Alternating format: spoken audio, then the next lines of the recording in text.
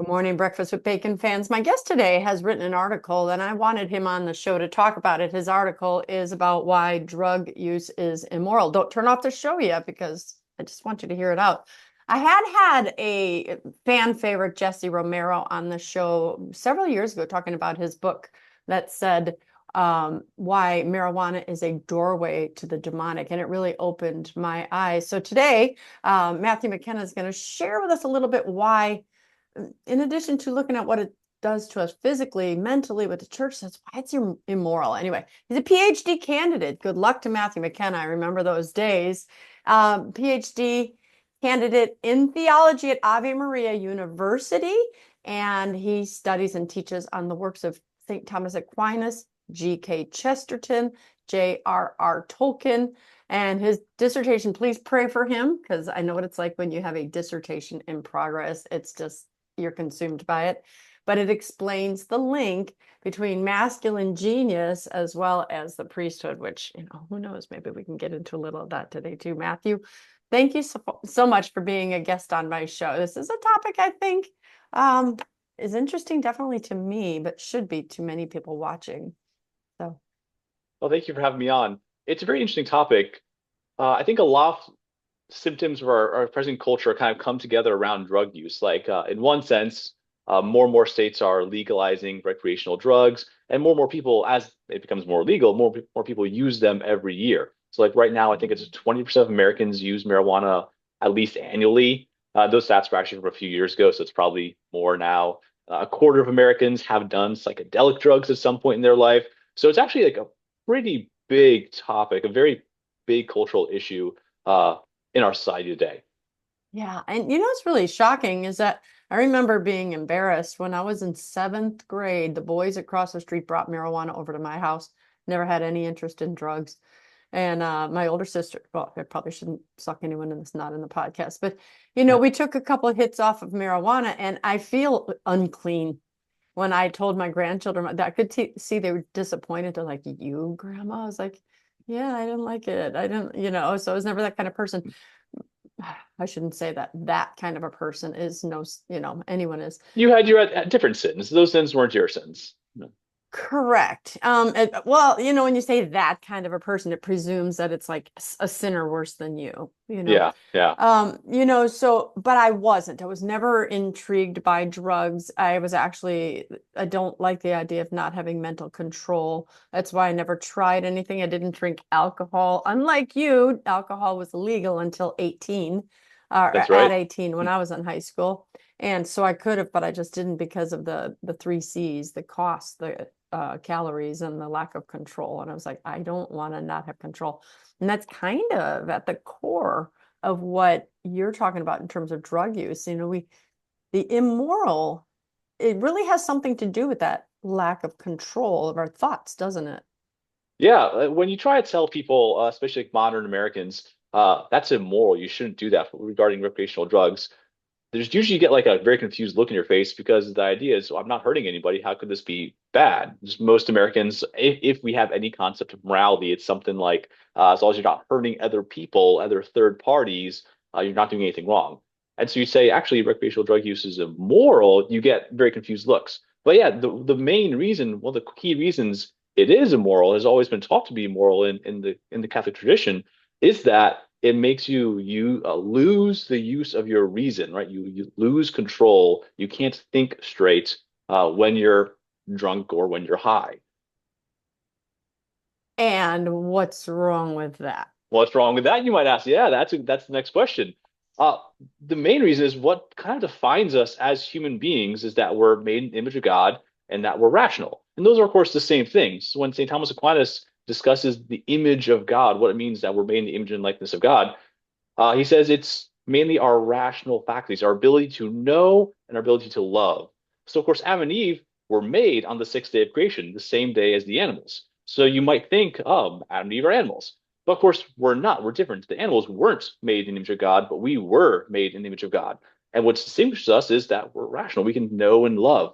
And so that's kind of like a key part of our human nature of what it means to be a human person is to be able to know and love, to be rational. Now, when you get drunk or high and you use these drugs, these substances, you of course destroy your capacity to do that. When you're on these substances, you're unable to do what's distinctively human. You're unable to be yourself actually.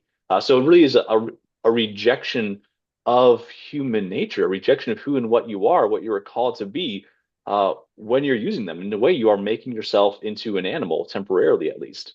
Well, I never really thought of it that way. That's really the first time I heard it phrased that way. I have people like, oh, well, humans are animals. I'm like, no, we're not. That's not like saying humans start out as a fetus and then they're a baby and then they're a toddler and then they're, stages of the human. I said, part of the language has been twisted. They say, oh, well, humans are animals. No, animals is a completely separate species. We are all mammals, Yeah. right? So animals are mammals, humans are mammals, but we're not animals. And to say that distinction, the soul, well, not the soul distinction, but kind of maybe the soul distinction is that The underlying rational. one. Yeah, I mean, because we're made in the image and likeness of God, but I guess then that too is because they say his image is in everything. But really, that difference is simply rationality. And if we Hmm. surrender that, we've surrendered the very thing that made us made in the image and likeness of God. Yeah, yeah. And you might think, what's the big deal if we surrender it a little bit? Well, it kind of is the difference. Like we kind of are animals, but that's not a very interesting thing to say. We're not just animals. Like we're so radically different from all the other animals. If you look at human beings as a whole, we're even just a single person. We're radically different from the other animals. We're actually kind of weird and kind of bad animals. Like Well, animals that's are my like point, though. We're not yeah, animals. exactly. Yeah, We're yeah. We're not. something better. And what makes us different and better than the animals, so much more valuable than the animals, is like our ability to know and to love God, the fact that we're in the image and likeness of God. And so why would you ever attack or remove your ability to know and love, your ability to think properly, make good decisions by using these substances, especially like sometimes you might have a good reason. You might think, okay, we need to do surgery on you, so we need to give you drugs so you don't feel pain, so we can actually go in and cure you. Okay, that's a good reason to like Surrender. Yeah. temporary lose, surrender the use of your rational faculties. A very bad reason to do that would be fun, have a little pleasure, which is what the whole point, whole purpose of recreational drug use. You use these things to have fun, to relax, to enjoy yourself. That's kind of a very bad reason to give up your humanity.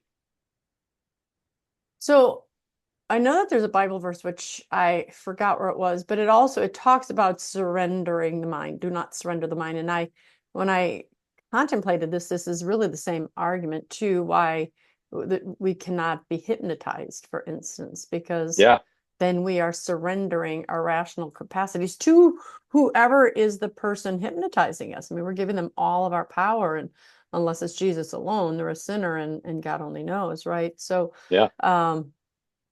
where does it say in the Bible? As I remember reading it, saying something about well, there's lots of stuff about your mind. What does the Bible Yeah. say about keeping the mind fixed on God, keeping it pure? And there's so much in the Bible about this. Part of the reason is it is, of course, our rationality, our mind that guides us and makes and helps us make decisions. So what we think about, that tends to be what we love. Where our heart is, there your treasure will be also. Things like that. Where your treasure is, there your heart will be. So Christ says a lot of things about that. There's also a lot in the Psalms and in Proverbs. I don't remember specifically this verse. I recognize it, but I don't remember where it is. I have to look it up, find that somewhere. But the Bible has lots of instructions about keeping our mind clean and pure, and there are lots of the Bible is much more concerned with drunkenness than with many other sins. There are many, many warnings and condemnations of drunkenness in the Old Testament and in the New. Because, of course, and drunkenness would be kind of the modern equivalent to recreational drug use. It wasn't Yeah. exactly meth back then. I don't think maybe somebody knew about marijuana, not in the Middle East. So it wasn't written about in the Bible. But drunkenness kind of has the same effect. You lose your capacity to think. There's many more warnings about drunkenness than fornication, than lying, not idolatry. There's more warnings against idolatry, but drunkenness is a big issue because when we lose control of our minds, we lose control of our actions, and we end up doing all sorts of horrible things. Who knows what you're going to do when you're drunk, when you're high? You don't know because you Yeah. don't have control of yourself. So you end up doing all sorts of horrible things that hurt yourself or other people that dramatically change the course of your life or other people's lives because you don't have control. So instead of like letting go of our control of ourselves and doing who knows what, we should keep our minds fixed on God, fixed on what's good, true, beautiful, and that way we'll actually be led toward those things. Yeah, and we should think on these things constantly. We should be in a constant state of prayer. So it would just seem that the drug use of any kind goes against that, keeping this ability to keep my mind fixed on God at all times and Oh to yeah, think on what's pure and holy and to, yeah. Because the way we relate to each other is, of course, with our rationality. We, of course, we will use our bodies to speak with each other, to hear each other, to make signs with our hands, and to make contact, to touch, shake hands, things like that. But that's not interesting. The only way we actually have any kind of relationship is through knowledge and through love. When we are rational, we relate to other people as persons, not in the way animals relate to animals. Animals don't have some kind of true society with each other. We're supposed to have intimate relationship and communion with each other. And so when we're using drugs and alcohol, we're incapable of actually relating to other people. And of course, that chiefly means God too. You kind of can't pray when you're intoxicated or high, especially with psychedelics. Some people will use psychedelic drugs to try have some religious experience. But of course, no, that's impossible.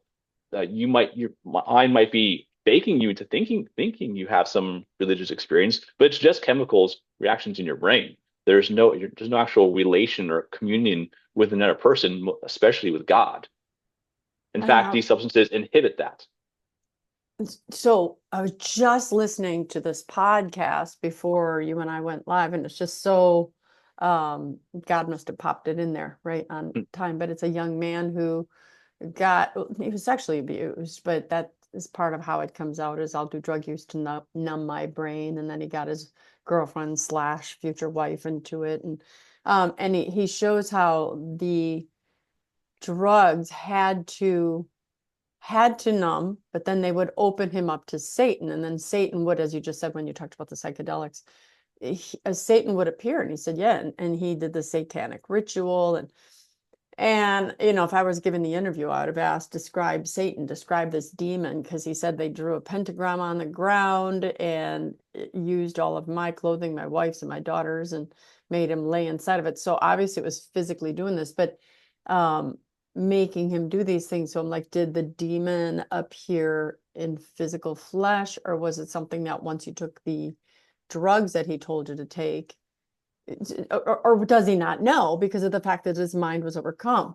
And so he too says it was always the drugs that opened the door. It allowed me to give Satan permission Mhm. to come into my life and family. And I didn't necessarily know what I was doing, but it definitely put me in a weakened state. It was a very intriguing interview. Yeah, Um, but I that think we don't that's to be believe that. expected.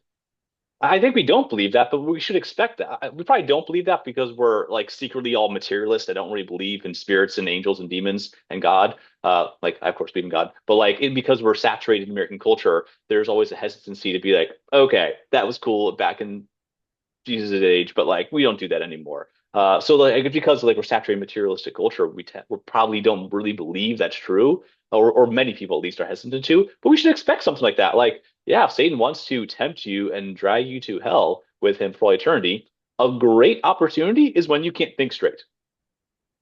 Duh, like that should be Yeah, so obvious. If you yeah. want to convince somebody to do your bidding, to give up their will to yours, well, when you're like getting drunk and high, you're already kind of giving up your capacity to will, to choose.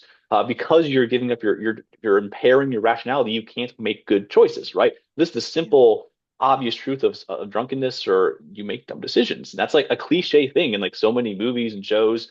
Somebody gets drunk and makes bad decisions. Of course, that can happen in the spiritual realm too. If Satan wants you to surrender your will to his, to do what he wants you to do, that's going to be a great time to do it. You're not going to be able to recognize or resist him nearly as well if you're high, if you're severely mentally incapacitated through these substances. I was a professor at the university for over a decade, and I taught some awesome classes. I loved it, like communication between the sexes and stuff. We had so much fun, Oh, I'd love relationships. that. So, I'd love to take that. oh, it was so much fun. And so we talked a lot about hookups. Hmm. Um, and and then the study that backs up the conversations in my classrooms says that alcohol is involved 100%, not 99, but you must always have alcohol. No one is rationally going to say, you don't know me, I don't know you, let's go have sex. Hmm. There's rules to hookups. Like you want to learn as little information about the person as possible. He who wakes up first should, sneak out without having to name the relationship. All these things that, I Hmm. mean, you're younger than me. I'm 60 and my chin is like, what? All the things that make a relationship. But it makes sense when you say that alcohol has to be involved so that Yeah. it can just numb me as I'm letting this person enter my body or me surrender my body to another person. It's really kind of magnifies, Matthew, this point that you're making on the control of the mind, because then in this article, and we've talked about the physical and surrendering, we're really talking about morality. You said that's an Hmm. area that they don't really connect to drug use. So can Yeah. you make that argument more? Because we see now how it's making us stupid, make bad decisions. What Yeah. about the So immoral? the argument would be simple, like because alcohol, drugs remove your capacity to think, they're bad for you as a human person. They prevent you from attaining the purpose for which you were made. Because that's really what morality is all about. It's about how do we attain the purpose of our life? How do we do what we were meant to do, which is what God made us to do? How do we do what God made us to do? Doing things the way God made us to do them, designed us to do them, so that we attain union with Him. That's basically morally good actions. Morally bad actions are basically doing acts contrary to our contrary to the way God made us, contrary to the way He made us to act in order to attain and maintain union with Him and others. So, of course, if we're rational beings, the way we're going to do that is rationally through the use of our rational powers by knowing Him and loving Him, by knowing others and loving others. We intentionally removing our capacity to think straight, to know and to love, just for the sake of a little fun, of pleasure, is obviously going to hurt us. It's going to be incompatible with us actually attaining and maintaining union with Christ and union with other people. It's going to prevent us. Alcohol, getting drunk with people doesn't make you better friends with them. It makes you worse friends with them because you're not actually relating to them uh, when you're drunk with them. Same, of course, with like being high and doing marijuana. You don't have a relationship with those people when you're doing these acts. And of course, then there's the other side too, all the who knows what things you're going to do when you're drunk or high are going to also have terrible effects throughout the rest of your life. Of course, this is like the whole DUI issue, driving under the influence. Like you're not in control. You could drive horribly and kill somebody, or kill yourself, or kill your friends, your supposed friends. So the reason, basically, when we say it's immoral, we mean this will not make you happy. This is incompatible with human nature, the design of human nature, the way you're supposed to live life in order to be happy and attain the end, the purpose for which God made you, which is, of course, union with Himself. This type of act leads you away from that because it's irrational, because it's a denial of your whole nature and all the who knows crazy acts you're going to get into when you're drunk and high. Did you ever hear the field of positive psychology? Maybe? It's kind of like a study, the field of happiness research. Okay. And you touched on it a little bit in your article, and that's why I was wondering if you knew about it. But researchers have studied true happiness, and there's two Oh, types yeah. of happiness. There's hedonic, and then there's eudaimonic. And Oh, yeah. hedonic is where we get like hedonism from. Hmm. And to have that kind of happiness, and you mentioned this in your article, is the formula is the greatest amount of pleasure, least amount of pain, right? So I have a good Yeah. car, nice wife, I'm healthy, we have money, I am good, right? Life is Yeah. good. But then as soon as one of those external factors are taken away, you're not happy. So you really don't have control over it because it's the external that's controlling your supposed happiness. Yeah. And the thing about hedonic happiness, it is short-term and fleeting. The Hmm. more of it you have, the more of it you need. So, I have this drug, I have this cookie, I have this ice cream, I have this whatever my thing is, and it makes me extremely happy. But then tomorrow I need more of it. And Yep. then the next day I need more of it. And it eventually gets to a point where you hate yourself because you can't be happy until you do get it. And then you realize it's not going to keep you happy. But the research has shown eudaimonic, EUDAI, eudaimonia, which come together meaning good spirit, I think. It's the fulfilled spirit. The true research has found that eudaimonic happiness is internal and it is based on giving. It's the pay it forward happiness. So the more you do for others, the more you give to others, the better you feel. And it's actually a happiness that kind of grows. So I was curious if you had seen it because the idea of marijuana or drug use, any drug use, really does fall under the area of hedonic happiness because the pleasure is just so pointless, fleeting, external. You have no control, and over time, it's not doing anything. It keeps us from seeking happiness in the true spots, then, which is, as it's biblical, serving others, right? I mean, it's pretty amazing, I think. Yeah, Um, I haven't heard like I hadn't heard of like the psychological use of those terms, but of course, like that's exactly what like classical philosophy and theology, the way it uses them, and yeah. like in a way, it should be obvious to the Christian, like yes, of course, Mother Teresa is happy. She seems very happy, but she definitely has no hedonistic pleasures. That lady, Yeah, she didn't have a nice house or a nice car. you She was in the hot sun. Everybody stunk. know, but like you can still be happy in the midst of suffering. So that kind of like to the Christians, of course, a hedonistic idea of happiness is going to be false. It's going to fail at some point. And like most of like the pagan philosophers who were smart figured this out too. The Greek philosophers, Aristotle, of course, where you get the term eudaimonia from. Um, and like the Roman philosophers, Cicero, and a lot of the Arabic philosophers too in the Middle Ages who are Muslim, they figured this out too. That pleasure is never going to make you happy, partially because it comes from an external source. And you have to keep relying and getting that external source. But if somebody takes away from you, you lose it, or you Yeah. develop some tolerance to it, it's totally gone. Then you're left with nothing. But true happiness, of course, is going to be from doing the right thing, from being a good person. So why did you write this article? Is just like, oh, it's a homework assignment, or was this something that you're kind of interested in because of what you're studying?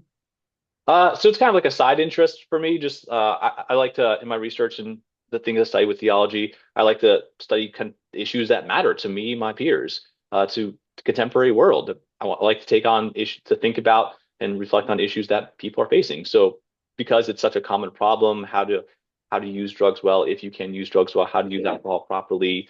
It's such a big cultural phenomenon. Like the secular world, it's just totally accepted use of marijuana, recreational drugs. It's just totally morally accepted by the secular world. You see it in like so much cinema. Yeah. It's just not even no way bats an eye anymore.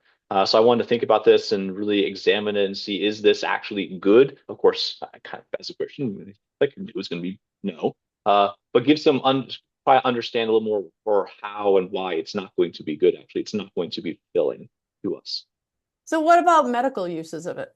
Uh, you know, Yeah. So if like, are there medical uses for it? That's kind of there's kind uh, of like this ask. right? People ask, and you wonder, it's like, yeah, is there something else you could do Yeah. differently? It's Yeah, it seems like if it was a true medical use, then like medicine and medicinal drug use and recreational drug use are of course different. And so like the way you would evaluate medical drug use would be basically, does it work? Is it safe? Stuff like that, like cost benefit, basically cost benefit analysis. If costs outweigh benefits, you'll take it, obviously. If yeah. benefits outweigh cost, okay, it's an option. Um, and see, yeah, there's a lot of controversy, of course, about medical marijuana, whether or not it actually is helpful, what things it's helpful for. It certainly does not seem to cure cancer. And also, it does certainly seem to have long term effects on the brain and long term negative effects on the brain. I think the research there is quite solid, quite uh, unanimous that there's long term brain damage by at least long term marijuana use. Maybe using it once or twice might not hurt you, but if you use it for a long time, it certainly seems to help. And one of the things it particularly does is it hurts motivation in the motivation centers in the brain, makes you unable, it hurts your capacity to be motivated regularly, which then leads you down a bad spiral of, well, laziness and not apathy and lack of engagement with the world and with others. So if you're not doing drugs, right? If you just this idea of trying it. My grandson said to me recently, he went to a party and there was alcohol. He said, "Is it a sin to drink?" I said, "No. Jesus drank Yeah. wine." I said, "It's a Yeah. sin to be drunk." But when it comes to drugs, there's no area like there is with alcohol. Like I can have a beer and not be drunk. But Yep. the whole idea of marijuana or any of these drugs is instant high. You don't have that kind of level preceding it. So Yeah. There's That's not the the gradual, difference. there's not the gradualness like there's to alcohol. Right. There's a It's good either high or gradual not ascent. high. Right. Yeah. Like theoretically, some new drug could be created, maybe, I suppose, I don't know, that had some kind of middle ground where you felt good, but it didn't inhibit your ability to reason. Something like that might Yeah.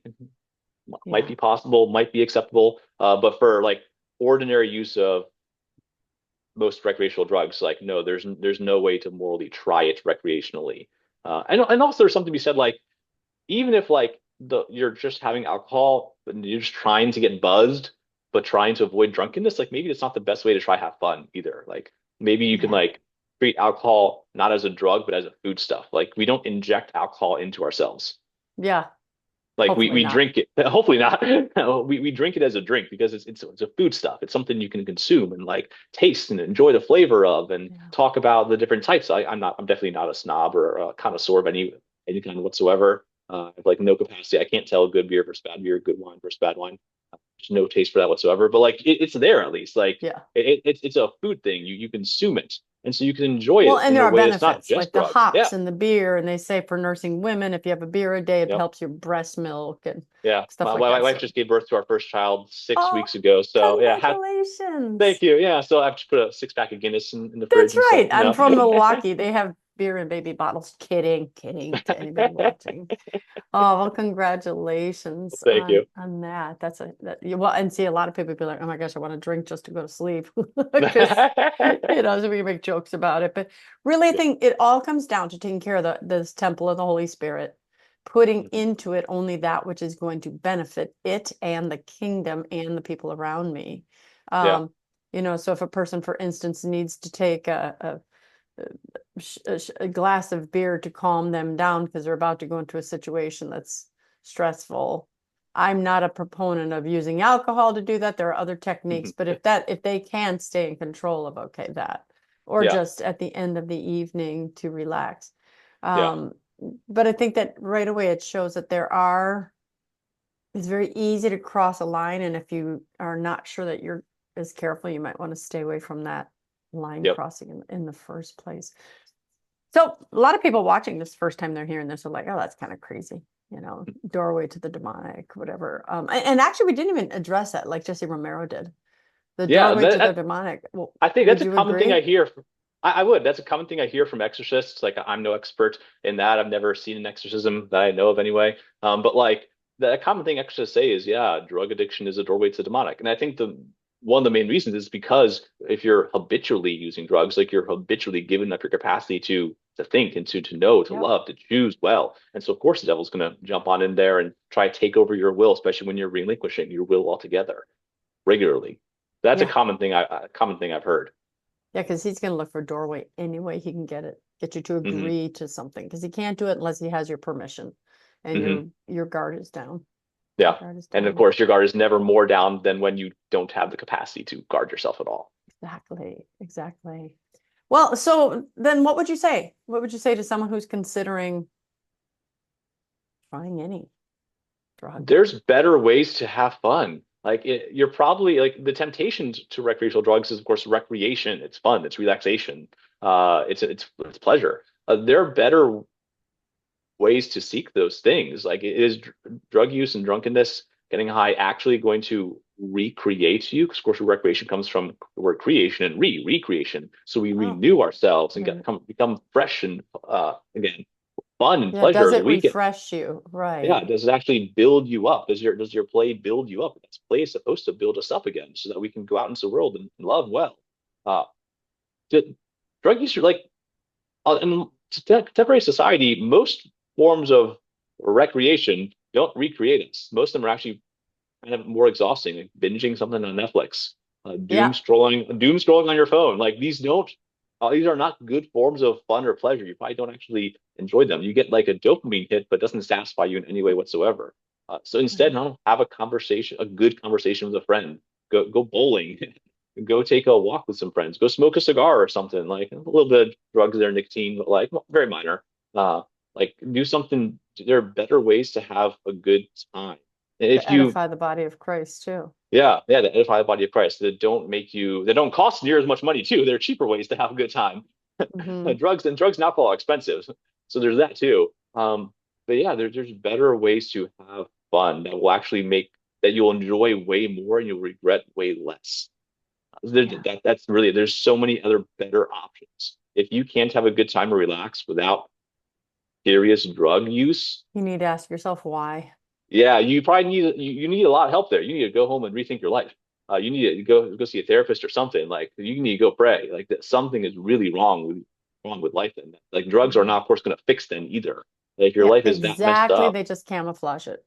Yep. All it's going to do is because, of course, when you're taking drugs, you're not actually having a good time. You're not actually doing something good that recreates you, that refreshes you. You're just chemically stimulating dopamine and pleasure in your brain, right? And so you're not actually helping yourself. The drug use doesn't actually make anything better.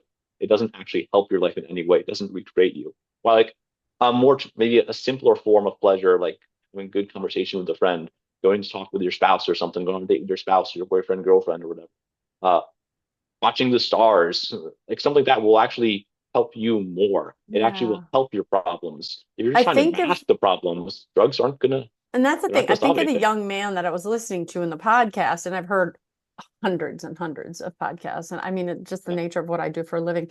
Yeah. If you are finding that you need to take drugs or alcohol, getting to the core of the problem, nearly all of them have been abused, sexually Hmm. abused, um, hurt in some way, and it goes deeper than they realize. So, it's not a sign of it's a sign it's a sign of strength when you can fight that going, you know what, I do need to not Yeah. do this. I want to find out why I feel I need this.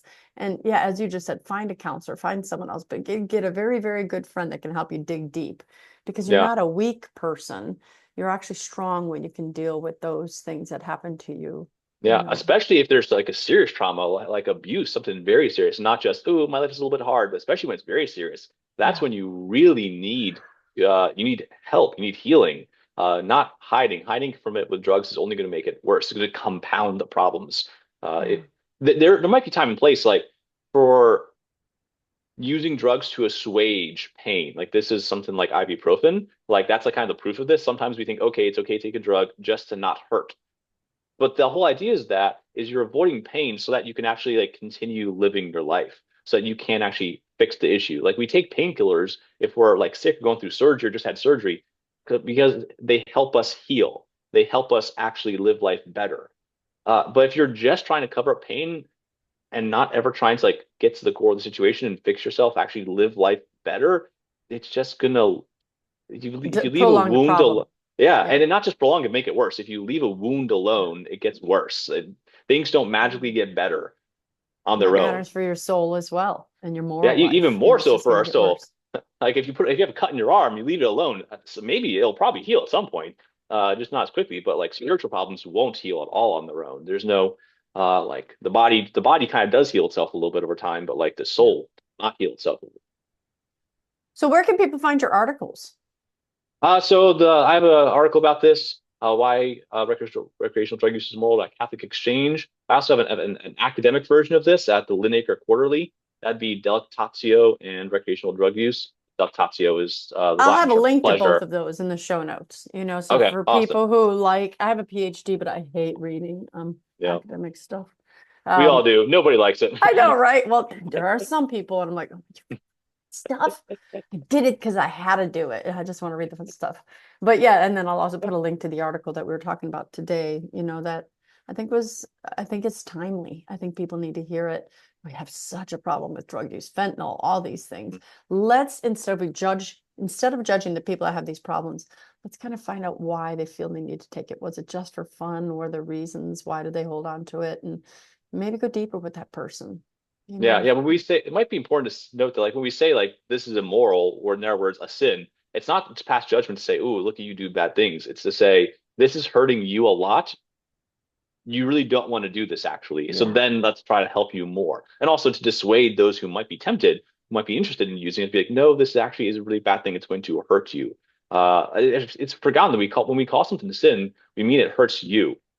Your sins don't really hurt me, like because we're on the body of Christ. Yes, they do hurt me, but chiefly your right. sins hurt you. And so the whole point of saying to somebody, that sin, don't do that, it's an act of mercy. Like admonishing the sinner is one of the Yeah. seven spiritual works of mercy. It's an act of love and mercy to tell somebody, inform them what you're doing is bad because it hurts them the most. Yeah. Well, I thank you for that. I'm going to have those links to the articles here, and hopefully you can write some more good stuff. Get published. When do you expect to have your dissertation done? We can I'm call just you it's doctor. I've had a full draft for a while, done a variety of edits, so hoping to defend within like 2 months or something like that. So So very we may shortly, even very be able to soon. call you Dr. McKenna by the end of the year. Almost certainly. Oh, that'd be wonderful. Well, yeah, if you get some more good articles, we can talk about them here. So Awesome. name Sounds one thing good. you'd have our listeners do differently as a result of something they heard today. I think you need to be think more about the ways you try to have fun, the ways you try to have recreation, the ways you try to have leisure. Are you trying to recreate yourself to have recreation, fun, pleasure in a good way, something that builds you up actually, or in a kind of like a cheap way that's actually not really Good for you. good? Yeah, that Good for doesn't you, actually good for help your anything. soul, good for anyone. Yeah, yeah. So like, yeah, don't use drugs. It's pretty simple right there. Don't Pretty do it. simple. Please, Just please say don't do no. drugs. Just say no. That's right. Ah, well, thank you. Please, if you know someone in your family who is struggling with drug use, or maybe even teenagers in your family who are at that age, the precipice, where the world is telling them it's fine, it's not going to hurt anything, letting them have this kind of conversation and thinking it through in more of a physical, spiritual, emotional. The physical, I think we're seeing everywhere. I have a friend who had not one, but two sons who died of a drug overdose on the same night. Pretty traumatic. But spiritually, when we die and we go see the Lord, what does it do to our soul? And I think if you can have this conversation, um, you can plant a seed. So share this show, like it, subscribe, by the way, to my channel, breakfastwithbacon.com. Go to the website. What do I got? All the places: TikTok, Instagram, Facebook, whatever is in the show notes. I don't even remember anymore all the places. So if you're in any of those places, go ahead and like and subscribe. And if you ever feel like supporting my ministry, click in the link below. All right, Matthew, do you remember how we go off the air? Let's I see. do You're indeed. you're a PhD, so let's see how smart he is. I'm Dr. Christine Bacon. You've been watching Breakfast with Bacon, and I'd like to remind you always to live your life Sunny side up. perfect.